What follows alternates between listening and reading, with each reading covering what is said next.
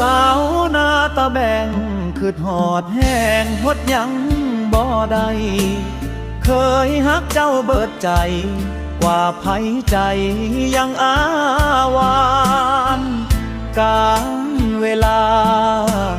บ่อาจสิคืนย้อนเป็นตา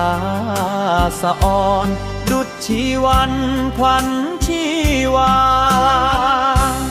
ก่อนหน้านั้นเคยฮักกันปานสิกลืนสุขบ่หายคลายคลื่นชื่นฮักตลอดเวลา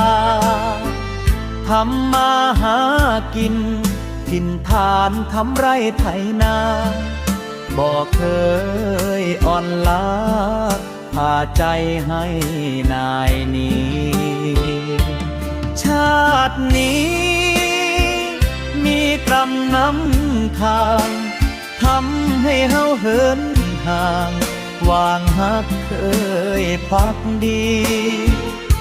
แม้นแสนฮักสักปานใดไหนหรือดีกลับต้องมีขาดฝันการเลิกลา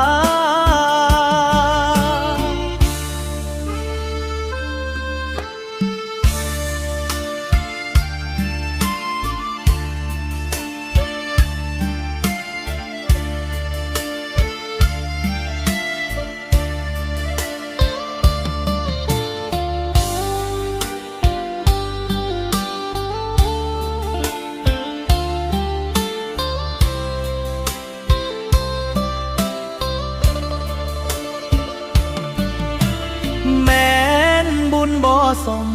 นี่บ่มมควานคืดหอ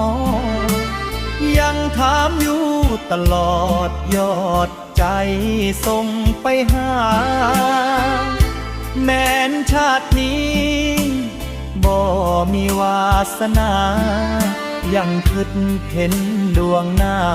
บ่สร้างสาวหน้าตาแบ